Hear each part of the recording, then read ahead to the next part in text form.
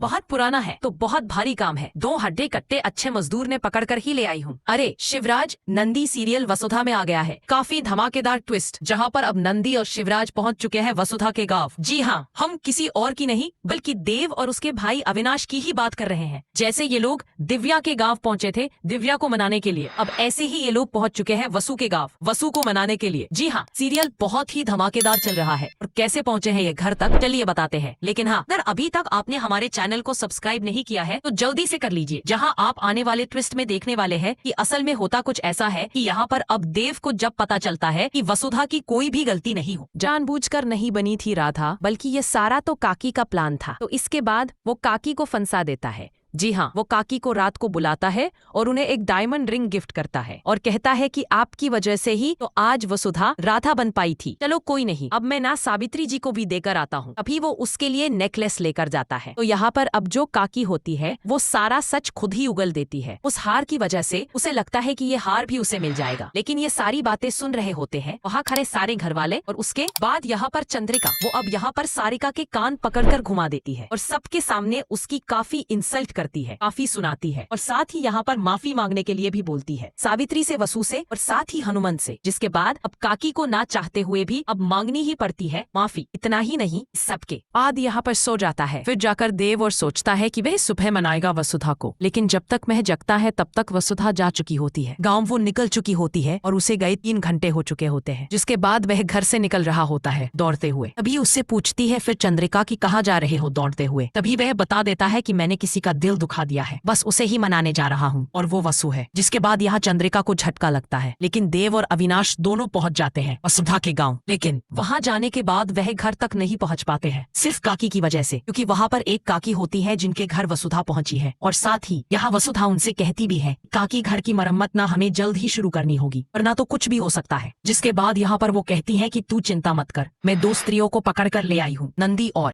शिवराज, ये दोनों ही हमारे घर की मरम्मत करेंगे। जिसके बाद जैसे ही वसुधा उनको देखती है उसके तो होश ही उड़ जाते हैं कि ये तो अविसर और देवसर है। भाई अब देखना